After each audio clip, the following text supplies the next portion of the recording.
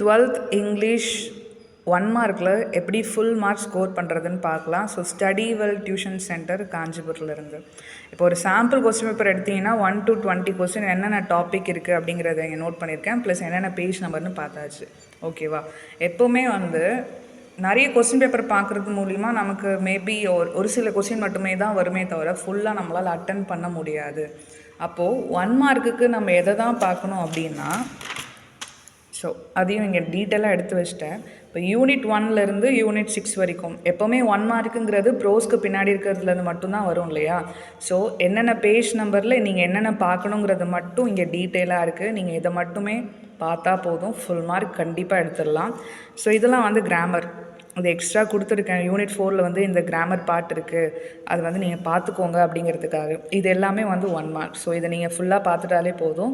Unit 3ல் 1 mark அதிகமாக இல்லை. Conversation கேட்பாங்க இல்லையா, அந்த டீ மேக் பண்ணுறது, பேசஞ்சருக்கும் டிக்கெட் கலெக்டருக்கும் நடுவில் இருக்கக்கூடிய கண்டக்டருக்கும் நடுவில் இருக்கக்கூடிய கான்வர்சேஷன். ஸோ அந்த மாதிரி ஆக்டிவ் வாய்ஸ் பாசிவ் வாய்ஸ் இந்த யூனிட்டில் இருக்குதுன்னு கொடுத்துருக்கேன். ஓகேவா? ஸோ இது யூனிட் 5 and 6ல் என்னென்ன இம்பார்ட்டன்ட் 1 மார்க் இருக்குது. ஸோ நீங்கள் இதை மட்டும் பார்த்தாலே போதும், ஃபுல் மார்க் நிச்சயமாக எடுத்துடலாம். அது லைட்டாவது அந்த 1 மார்க்கை பார்த்துக்கோங்க, உங்களால் ஈஸியாக அதை அட்டன் பண்ண முடியும். ஏன்னா கண்டிப்பாக ஆப்ஷன் இருக்குது இல்லையா? So all the best.